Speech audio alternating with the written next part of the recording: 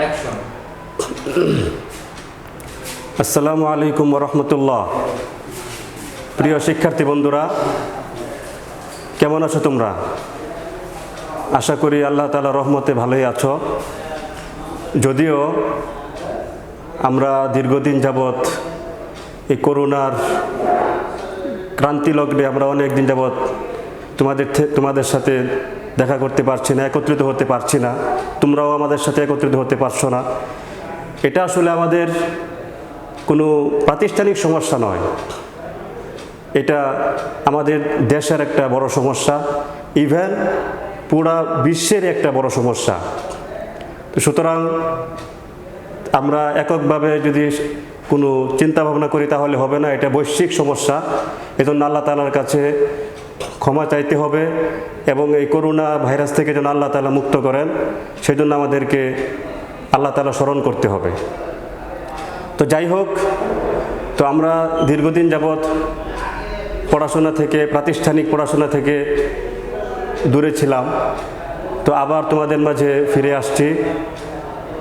Bright scholar মাদ্রাসা কর্তৃপক্ষ তোমাদের পড়াশোনা যাতে চলমান থাকে সেই জন্য অনলাইন ক্লাস নেওয়ার একটা সিদ্ধান্ত গ্রহণ করেছে। এই জন্য কর্তৃপক্ষকে আন্তরিক মুবারকবাদ ও ধন্যবাদ জানাচ্ছি। তো আমরা আজকে ওইদিকে সময় না দিয়ে আমাদের মূল পর্বে আমরা চলে যাই, আমরা ক্লাসের দিকে চলে যাই। তো আজকের ক্লাসটি হচ্ছে নবম শ্রেণীর আরবি দ্বিতীয় পত্র। নবম শ্রেণীর আরবি দ্বিতীয় পত্র, এই যে এখানে লেখা আছে, তোমরা দেখে নাও। আর আলোচ্য বিষয় আল জুমলা ওয়াল কালাম। আল জুমলা ওয়াল কালাম, এটা তোমরা মেন বইয়ের পাঠ্য বইয়ের পৃষ্ঠা নম্বর 60 নম্বর পৃষ্ঠায় তোমরা পাবে। শিরোনাম দেওয়া আছে আল জুমলা ওয়াল কালাম। তোমাদেরকে আগে হয়তো অনেক ধারণা দিয়েছিলাম, একটা ইঙ্গিত দিয়েছি যে জুমলা কাকে বলে, কালাম কাকে বলে। আজকে আমি আরও বিস্তারিতভাবে সুন্দরভাবে বোঝানোর চেষ্টা করব এবং জুমলা এবং কালামের মধ্যে পার্থক্য কী এটাও ইনশাল্লাহ তোমরা জানতে পারবে। তো কয়েকটা উদাহরণ খেয়াল করো। আমি বোর্ডের মধ্যে কয়েকটা উদাহরণ লিখছি, 3টা উদাহরণ, 1 নম্বর, 2 নম্বর, 3 নম্বর, 3টা উদাহরণ লিখলাম। প্রথম উদাহরণটা আল কুরআনু কিতাবুল্লাহ। কি লিখলাম? আল কুরআনু কিতাবুল্লাহ। একদম সহজ একটা বাক্য লিখলাম। 2 নম্বরে বাক্য লিখলাম করা রাশিদুন আল কিতাবা। করা রাশিদুন আল কিতাবা। আচ্ছা, রাশেদ বইটি পড়লো। রাশেদ বইটি পড়লো।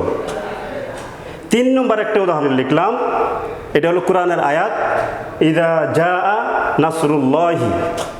ইযা জাআ নাসরুল্লাহি, যখন আল্লাহর সাহায্য আসবে। এতটুকু হলো অর্থ। এখন আমরা একটু বিশ্লেষণ করি যে আল কুরআনু কিতাবুল্লাহ, এখানে একটু খেয়াল করো, 3টা উদাহরণে কিন্তু একটু পার্থক্য আছে। 1 নম্বরটা হচ্ছে আল কুরআনু কিতাবুল্লাহ, প্রথমে আল কুরআন শব্দটা দেওয়া আছে। তো এখন আল কুরআন এটা ইসিম না ফেইল? আমরা অবশ্যই জানি যে যদি কোনো শব্দের শুরুতে আলিফ লাম যুক্ত হয় তবে সেটা কি হয়? ইসিম হয়। সুতরাং এটা কি হয়ে গেল?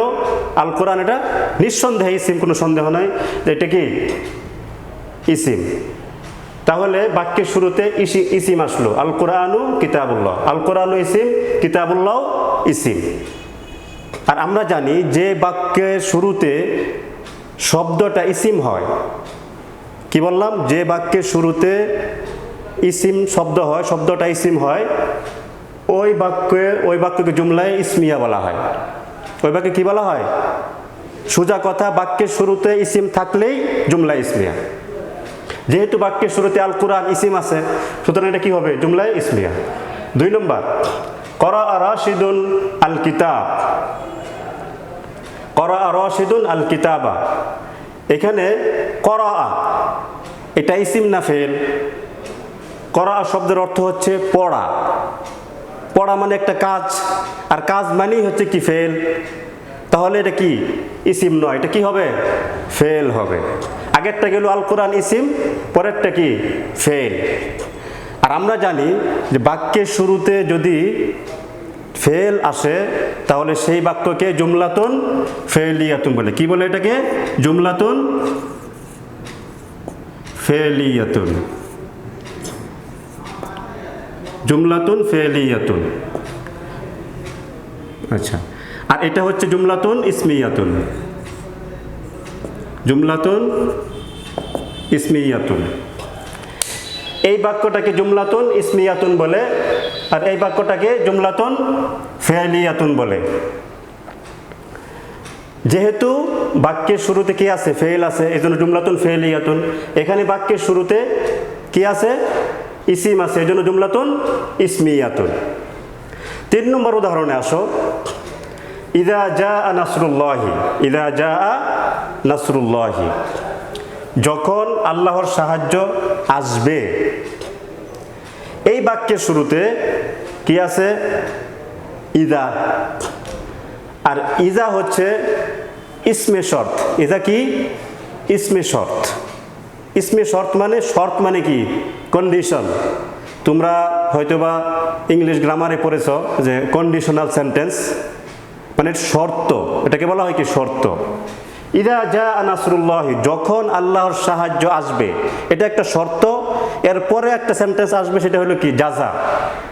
এরপরের যে একটা অংশ আসবে, সেন্টেন্সের অংশ আসবে, এটা কি হবে? জাযা। তাহলে যেহেতু এই বাক্যের শুরুতে ইদা ইসমে শর্ত, এই জন্য এটা কি বলা হবে? জুমলাতুন শর্তিয়াতুন। জুমলাতুন শর্তিয়াতুন।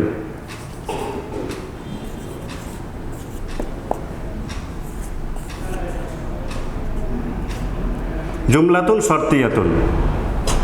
তোমরা একটু কষ্ট করে বুঝে নিও, মানে জুমলাতুন শর্তিয়াতুন। তাহলে আগেরটা হলো যেহেতু বাক্যের শুরুতে ইসিম ছিল, এই জন্য কি হলো? জুমলাতুন ইসমিয়াতুন।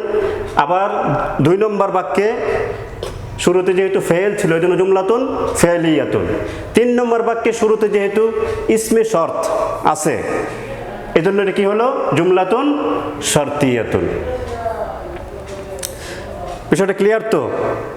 আচ্ছা, যদি ক্লিয়ার না থাকে পরবর্তী ক্লাসে ইনশাল্লাহ সলভ করে দিব। তোমরা আমাকে কমেন্ট করতে পারো, অথবা আমার মোবাইল নাম্বার দেওয়া দিব, সেখানে আমাকে ফোন করতে পারো। ইনশাল্লাহ যতদূর সম্ভব ভালো করে বোঝানোর চেষ্টা করব, যে কোনো বিষয়। আচ্ছা, 3 নম্বর গেল। এখন আমাদের মূল যে পয়েন্টটা, আল জুমলা ওয়াল কালাম, এই পয়েন্টে আমরা এখন আসি। এইখানে যে কয়টা বাক্য আছে, আরবি ভাষায় যত ধরনের বাক্য আছে সব বাক্যকেই জুমলা বলা হয়। কি বলা হয়? যত ধরনের বাক্য আছে, বাক্য বলতে আমরা যা বুঝি সবগুলোকে কি বলা হয়? জুমলা বলা হয়। তাহলে এখানে যে আমি 3টা বাক্য লিখলাম, এই 3টা বাক্যই কি আমরা চোখ বন্ধ করে বলতে পারবো যে এটা কি? জুমলা। আচ্ছা, এখন কোনো জুমলা বাক্য, কোনো জুমলা কি করে? মনের ভাব সম্পূর্ণ প্রকাশ করে। আবার কোনো জুমলা মনের ভাব সম্পূর্ণ প্রকাশ করে না। যদি মনের ভাব সম্পূর্ণ প্রকাশ করে তবেই হবে কি? সেই জুমলাটাই কি হবে? কালাম হবে। সেই জুমলায় কি হবে? কালাম হবে। বিষয়টা ক্লিয়ার কিনা? জুমলা এবং কালামের মধ্যে মূল পার্থক্যটা আমি কিন্তু বোঝাচ্ছি। জুমলা হচ্ছে যত ধরনের বাক্য আছে, সেই বাক্যটা অসম্পূর্ণ হোক, পূর্ণাঙ্গ হোক, অপূর্ণাঙ্গ হোক, সব ধরনের বাক্যকে কি বলা হবে? জুমলা বলা হবে। কিন্তু এই কালাম হওয়ার জন্য একটা শর্ত আছে, সেটা হলো মনের ভাব সম্পূর্ণরূপে প্রকাশ পেতে হবে। আর মনের ভাব যদি প্রকাশ না পায় অথবা পায়, সব ক্ষেত্রে আমরা জুমলা বলতে পারবো। কিন্তু কালাম বলার জন্য মনের ভাবটা সম্পূর্ণ প্রকাশ পেতে হবে। আমরা এই 3টি উদাহরণ দিয়ে বুঝতে পারবো। 1 নম্বর দেখো, আল কুরআনু কিতাবুল্লাহ। একদম সহজ একটা বাক্য, সহজ সেন্টেন্স। যে কোরআন আল্লাহর কিতাব। মনে করো আমি তোমাকে বললাম যে এই যে কোরআন, এই কোরআনটা হচ্ছে আল্লাহর কিতাব, তাহলে কি এখানে কি মানে কোনো অস্পষ্ট আছে বিষয়গুলো? মনের ভাব কি সম্পূর্ণ প্রকাশ পাইছে? অবশ্যই। আল কোরআন কিতাবুল্লাহ বললে কিন্তু আর কোনো কিছু বাকি থাকে না, বাক্য দিয়ে মনের ভাব সম্পূর্ণ প্রকাশ পায়। তাহলে এক নম্বর কথা হলো এটা জুমলা কিনা, আমরা যাচাই করি এক নম্বর কি জুমলা কিনা। জুমলা, অবশ্যই জুমলা, কারণ আমরা জানি যে পৃথিবীতে যত বাক্য আছে সবই কি জুমলা। তাহলে আমরা এটাকে আমরা জুমলা বলতে পারি, এক নম্বর জুমলা। আচ্ছা, এখন আল কোরআন কিতাবুল্লাহ এই বাক্য দ্বারা মনের ভাব প্রকাশ করেছে কিনা। যদি মনের ভাব সম্পূর্ণ প্রকাশ করে তাহলে কি হয়ে যাবে? কালাম হবে। জুমলা তো আছেই, পাশাপাশি এটাকে কি বলা যাবে? কালাম বলা যাবে। যেমন একজন ব্যক্তি দুইটা নাম হতে পারে না? হতে পারে। এরকম এই বাক্যটাকে আমরা জুমলাও বলতে পারবো, আবার যেহেতু মনের ভাব সম্পূর্ণ প্রকাশ পাইছে এই জন্য এটাকে কি বলতে পারবো? কালামও বলতে পারবো। কালাম, বুঝে আসছে তো? আমি আবার বলতেছি, আরবি ব্যাকরণে বা আরবি ভাষায় যত ধরনের বাক্য আছে সব বাক্যগুলোকে জুমলা বলা হয়। আমরা নিঃসন্দেহে এখানে যতগুলো বাক্য আছে সবগুলোকে আমরা জুমলা বলতে পারবো। তাহলে আল কোরআন কিতাবুল্লাহ এটা নিঃসন্দেহে জুমলা, যেহেতু সবগুলো কি হয়? জুমলা হয়। জুমলা লিখলাম। এখন আমরা আরেকটু অ্যানালাইসিস করব যে এই বাক্যটা জুমলা হওয়ার পরে কালামও হবে কিনা। কালাম হওয়ার জন্য কি শর্ত? যে মনের ভাব পুরোপুরিভাবে প্রকাশ পেতে হবে। কিন্তু জুমলা হওয়ার জন্য মনের ভাব প্রকাশ হওয়া জরুরি না। মনের ভাব প্রকাশ হলেও জুমলা বলতে পারবো, না হলেও কি জুমলা বলতে পারবো। এখন আল কোরআন কিতাবুল্লাহ এটার দ্বারা মনের ভাব প্রকাশ পাইছে না? অবশ্যই পাইছে। যে কোরআন হচ্ছে আল্লাহর গ্রন্থ, এখানে কোনো প্রশ্ন হয় না যে কেমন গ্রন্থ, কি গ্রন্থ, এগুলো কিন্তু প্রশ্ন হয় না। নর্মাল বোঝাই যাচ্ছে এই বাক্য দ্বারা যে মনের ভাব সম্পূর্ণ প্রকাশ পেয়ে গেছে। যেহেতু মনের ভাব সম্পূর্ণ প্রকাশ পাইছে এই জন্য এটা কি হবে? কালাম হবে। জুমলাও হবে প্লাস কালামও হবে।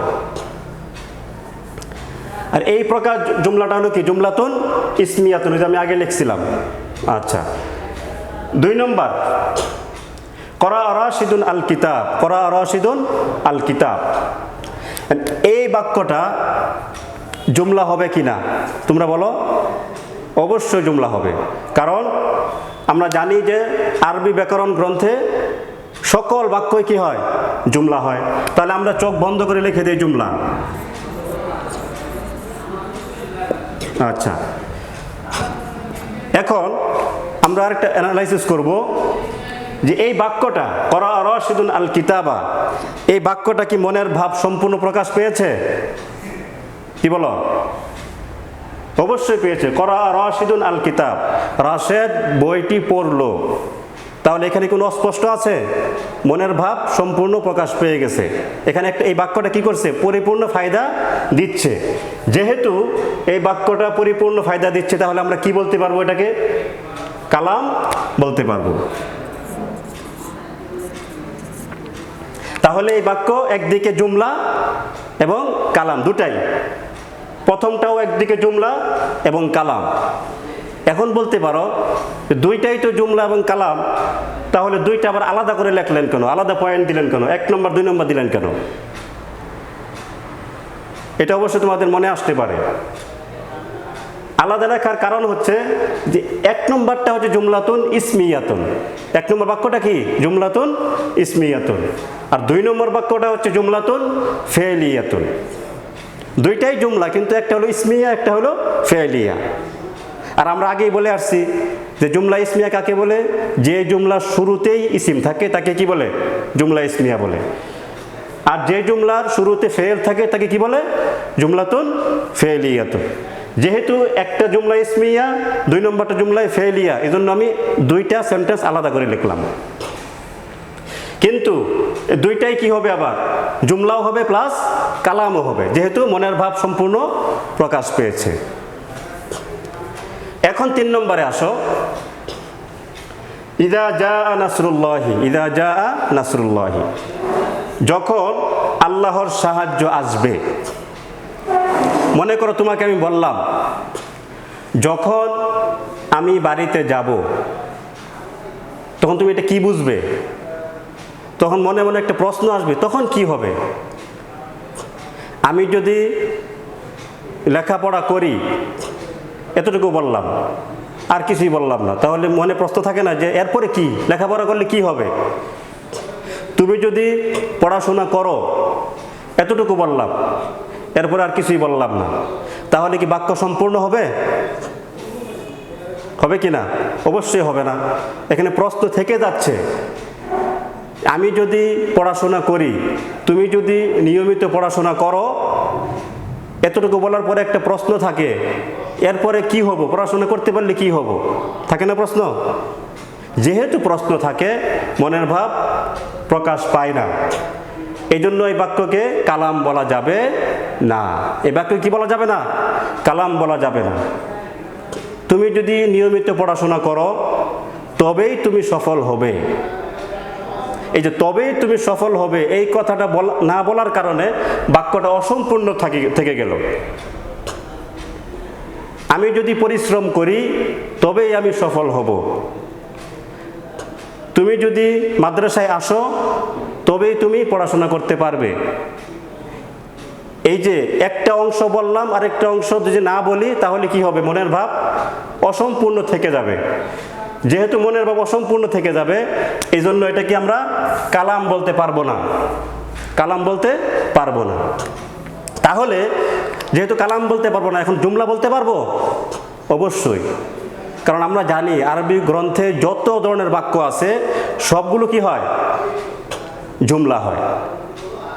যেহেতু এটা একটা বাক্য, বাক্যাংশ বা বাক্য, তাহলে আমরা এটাকে কি বলতে পারি? জুমলা বলতে পারি, জুমলা বলতে পারি। কিন্তু কালাম বলা যাবে না। কেন যাবে না বলো? যেহেতু এই বাক্য দ্বারা মনের ভাব সম্পূর্ণ প্রকাশ পায়নি।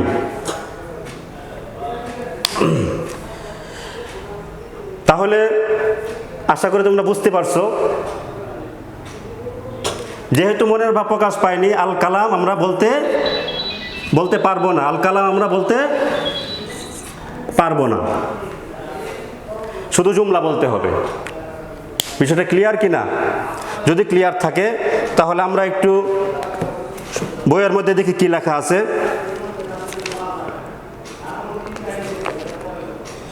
তারিফুল জুমলাতি ওয়াল কালাম, জুমলা এবং কালামের মধ্যে কালামের পরিচয়।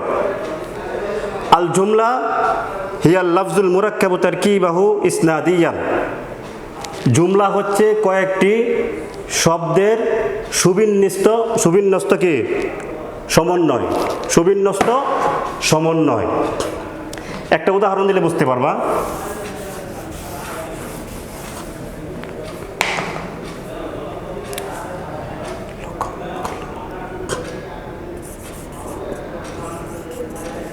কলম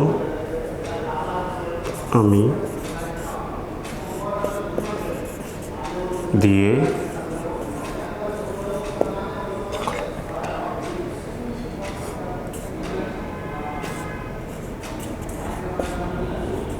লিখি। আমি একটা বাক্য লিখেছি, যদিও বাক্যটা হয়নি, তোমাদের বোঝানোর জন্য লিখলাম। কলম আমি দিয়ে লিখি, এটাকে আমি লিখব আমি কলম দিয়ে লিখি।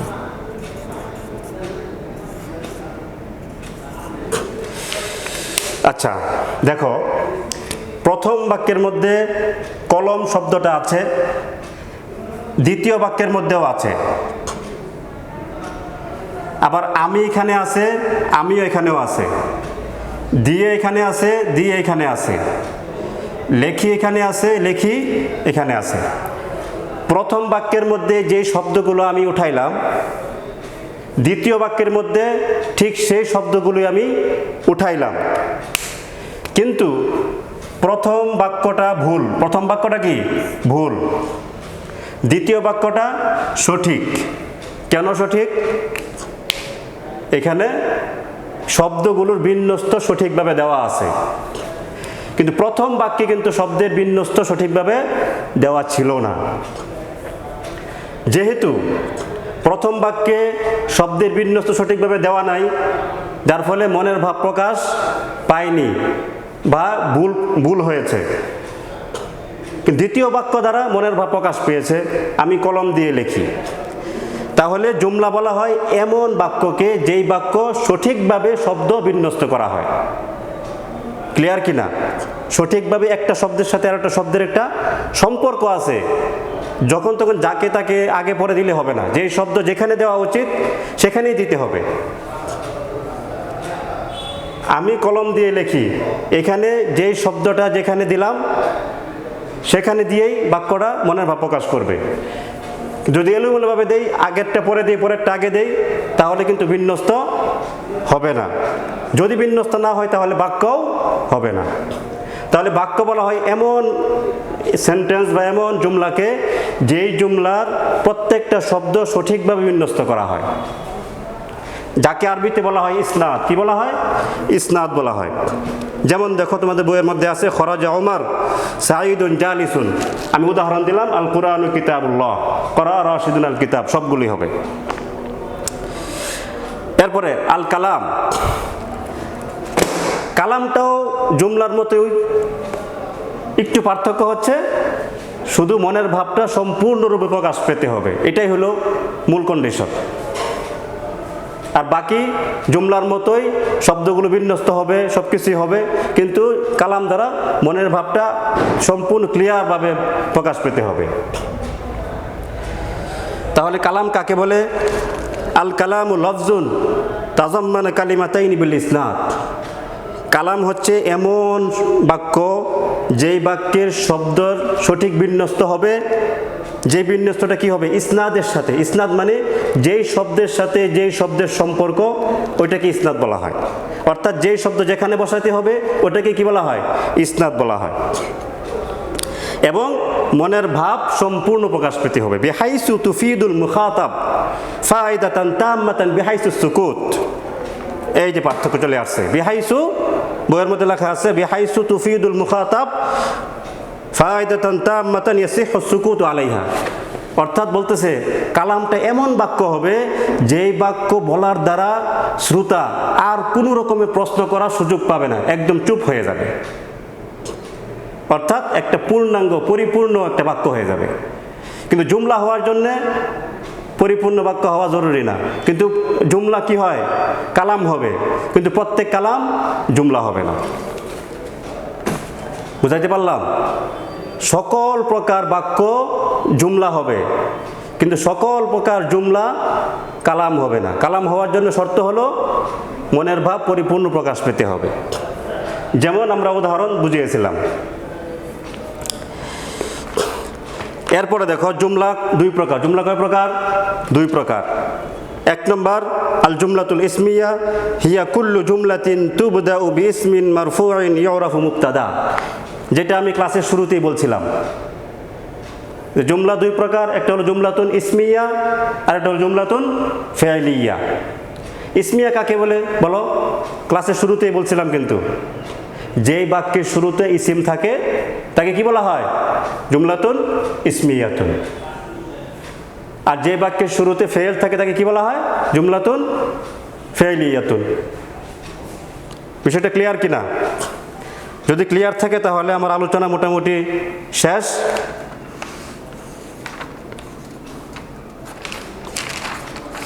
আবার জুমলায় ফেইলিয়া কয়েক প্রকার আছে। একটা জুমলা, যে জুমলা ফেলে মাজি দিয়ে শুরু হয়, এটা এক প্রকার জুমলা। আবার ফেলে মুজারে দিয়ে শুরু হলে আরেক প্রকার জুমলা হবে। যেমন উদাহরণ, জাহাবা আখুকা ইলাল মাদ্রাসা, এটা হলো জুমলাতুন ফেলিয়া, কিন্তু মাজি দিয়ে শুরু হয়েছে। আবার এটাকে যদি আমরা মুজারে করি, ইয়াজহাবু আখুকা ইলাল মাদ্রাসা, তাহলে কি হবে? এটা জুমলাতুন ফেলিয়া মুজারিয়া। আবার আমর দিয়েও শুরু হতে পারে, নাহি দিয়েও শুরু হতে পারে। তো মৌলিক প্রকার হচ্ছে দুইটি, একটি হলো জুমলাতুন ইসমিয়া আর একটা হলো জুমলাতুন ফেলিয়াতুন। যে জুমলার শুরুতে ইসিম থাকে তাকে কি বলা হয়? জুমলাতুন ইসমিয়া। যে জুমলার শুরুতে ফেল থাকে এক কথা আমরা কি বলতে পারি? জুমলাতুন ফেলিয়াতুন। আর জুমলা এবং কালামের মধ্যে কি পার্থক্য আমি সামারিটা বলে দিচ্ছি। জুমলা সকল প্রকার বাক্যই কি হবে? জুমলা হবে। কিন্তু কালাম হওয়ার জন্য একটু শর্ত হলো সেই বাক্যের পরিপূর্ণ মনের ভাব প্রকাশ পেতে হবে। যদি প্রকাশ পায় তবেই কালাম হবে, না হলে কি জুমলা থাকবে। এখন কথা হলো যে পরিপূর্ণ বাক্য, যেই বাক্য মনের ভাব পরিপূর্ণ প্রকাশ করে ওই বাক্য কি জুমলা হতে পারে না? কি বলো? অবশ্যই হবে, কারণ আমরা আগেই বলছি সকল প্রকার জুমলাই কি বাক্যই কি জুমলা হবে। সকল প্রকার বাক্যই জুমলা হবে। মনের ভাব প্রকাশ করলেও জুমলা বলতে পারবো, না প্রকাশ করলেও জুমলা বলতে পারবো। কিন্তু কালাম বলার জন্যে মনের ভাবটা 100% প্রকাশ পেতে হবে। বিষয়টা বুঝাইতে পারলাম কিনা? আশা করি বুঝাইতে পারলাম।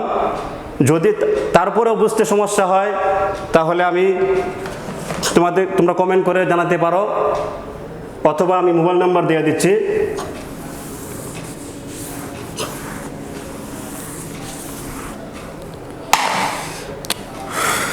জিরো 197646589 017764589 একই নম্বর, শুধু কোড নম্বরটা চেঞ্জ হবে। 9-এর জায়গায় 7 হওয়ার পরে বাকি সব একই নাম্বার। তো যাই হোক, আশা করি বুঝাইতে পারলাম। তারপরে সমস্যা হলে আমাকে নক করবে, আমি ইনশাল্লাহ যথাসম্ভব বোঝানোর চেষ্টা করব। ভালো থাকবে, সবাই সচেতন থাকবে, নিরাপদ দূরত্ব বজায় থাকবে। আল্লাহ হাফেজ, আসসালামু আলাইকুম।